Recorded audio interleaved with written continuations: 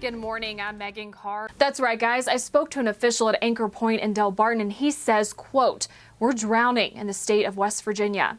Anchor Point is a women's and men's drug rehabilitation center. Warren says the person selling the drugs is just as sick as the person they're selling them to.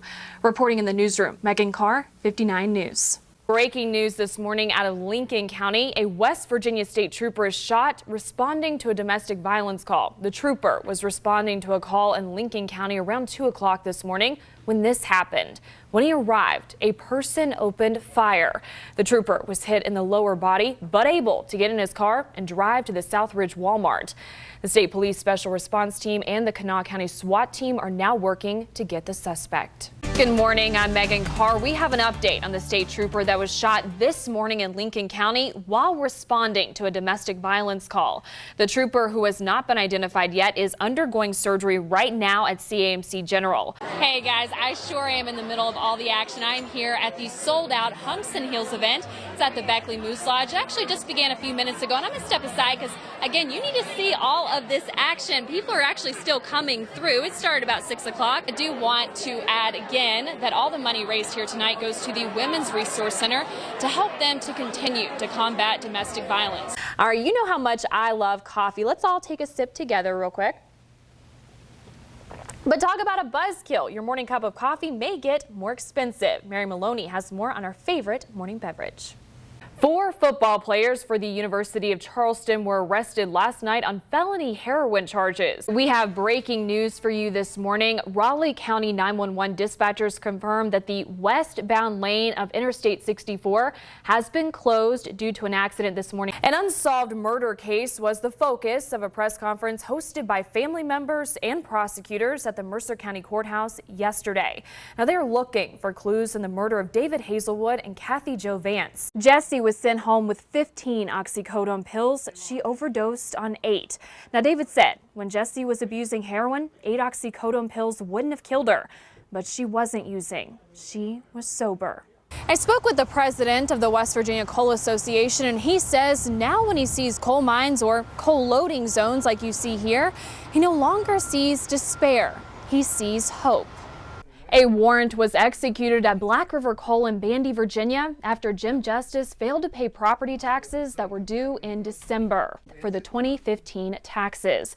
Reporting in southern West Virginia, Megan Carr, Tonight Live. The election is November 8th, and both of those candidates say they will continue to campaign until the voters head to the polls. Reporting in Charleston, Megan Carr, 59 News. All right, some good news. Yeah, nice stretch of weather for us. Yeah, we'll take the warmth. We don't have to deal with snow, don't have to deal with ice. Definitely makes traveling much better. Commute to work's a lot easier. Yeah, a lot easier. Breaking news out of McDowell County this morning. McDowell County sheriffs confirmed that a man has died at a coal preparation plant in the Bishop area. 59 News reporter Shannon Clough is live in Beckley, where a tree knocked down a power line and closed a road. So, Shannon, any progress out there right now? A house fire nearly takes the life of a woman in Mercer County.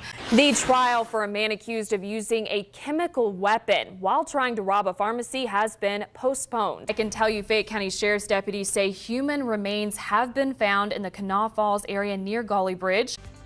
Good morning, I'm Megan Carr, and thanks for joining us this morning. Our winter weather desk remains activated this morning as more winter weather moves through our region. I'm going to send things out now to 59 News reporter Joe Petrello, who is standing by live in Raynell. So, Joe, what are you seeing right now?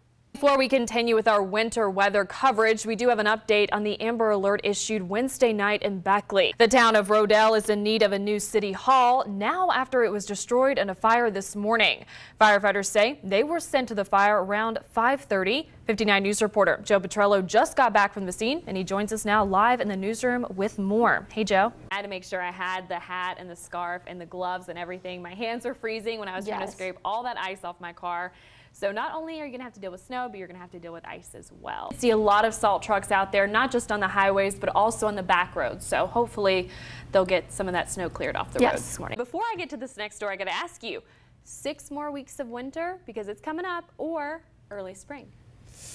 Tough to say. I'm going to say probably closer to the winter side, unfortunately. I know, bearer of bad news. Yeah, I know. I'm going to say early spring, and I'm going to knock on wood, so hopefully I won't jinx this. The inaugural ball is in full swing tonight as people gather to celebrate Governor Jim Justice's transition to power. Our own Tim Carrico and Jessica Schuler are standing by at the Greenbrier with the latest from the ball.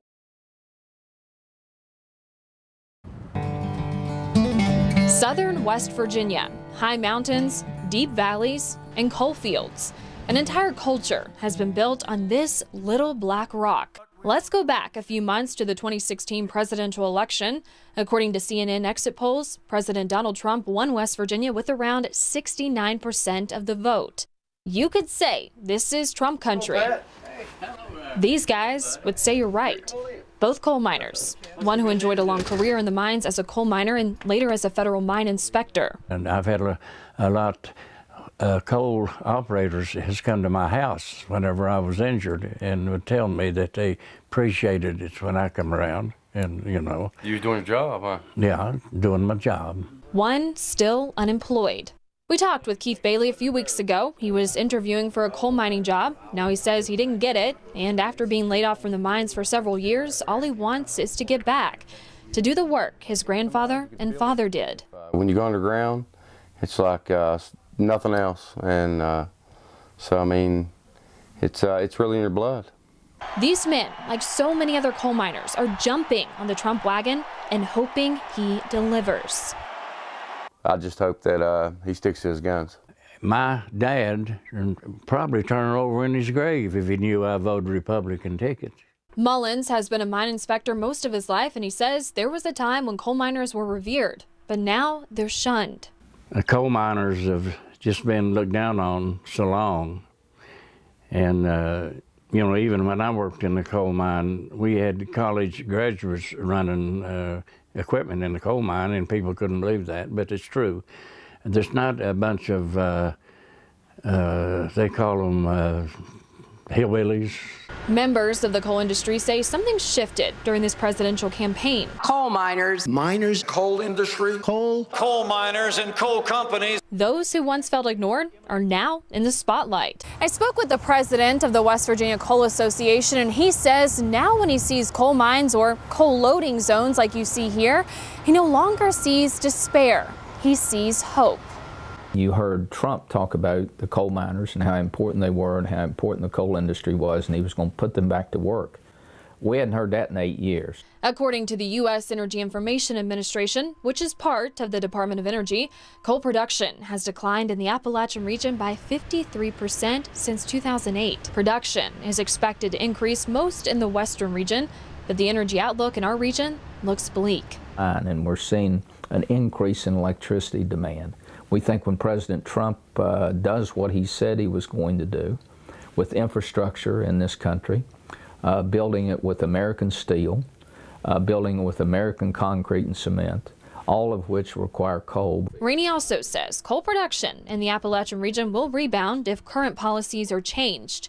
He wants the Clean Power Plan reversed. You go to Logan and Boone and Mingo County and McDowell County and look at the devastation that's been brought by the negative policies, then I don't think that scale balances at all. So I think there's got to be a very deep, wide conversation about this climate change. How much control do you need? With Trump in office, many Appalachians see a light at the end of the tunnel. I hope with President Trump in there and Justice that things is going to be different.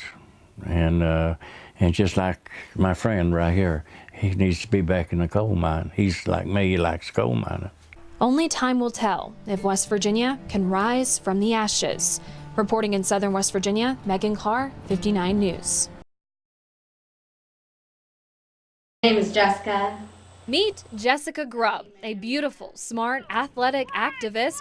She believed that no matter who you were, you could make a difference in the world. Let a student sort of walk out of school. The end result was in protest of the war, and the end result was that she was suspended for 3 days, and along with several other students. For me, it was a pretty proud moment. All the potential in the world. So how did this young, vibrant girl die of an overdose? It all started with a traumatic event. She went to University of North Carolina in Asheville, and the first semester, really early on in the first semester, she was raped while she was in college, and we didn't even know about this until years and years later. We could tell something was different about Jessie. She had kind of lost her, I don't know, enthusiasm, her self-confidence. Jessie would return home to Charleston, but her life would take another tragic turn. And she met a friend, and he introduced her to heroin. Jessie would use heroin as an escape for several years until a life or death moment last August. Jessie overdosed at our home in her bedroom. And that was probably, up until what happened recently, the most traumatic thing that had ever happened in our lives. And she had, I mean, for all intents and purposes, she was dead then in August. Jessie went to rehab in Michigan. She worked through her addiction and was sober for almost 8 months. But addiction reared its ugly head once again. Jessie was a runner. She loved running, but a recurring injury in her hip required surgery. Jessie and her parents told the orthopedic surgeon about her addiction, but the discharge doctor wasn't told. Jessie was sent home with 15 oxycodone pills. She overdosed on 8. Now, David said when Jessie was abusing heroin, 8 oxycodone pills wouldn't have killed her, but she wasn't using. She was sober. Out of just desperation, because we weren't getting a response, we called the police, and the detective eventually talked to my wife and said, "I hate to inform you, but your daughter's passed." And that was just devastating. What did you guys do? What we did was cried a lot. That's about all you can do. And there's a while when you just can't believe that it's real. Jessica won't be just another statistic. Her father won't let her. He wrote an open and powerful obituary in the Charleston Gazette. Even before her death, he was outspoken about her addiction, speaking at the town hall event when President Obama came to town. Her story touched President Obama so much he found the Grubbs after the meeting. Obama wouldn't forget Jessie or the Grubbs.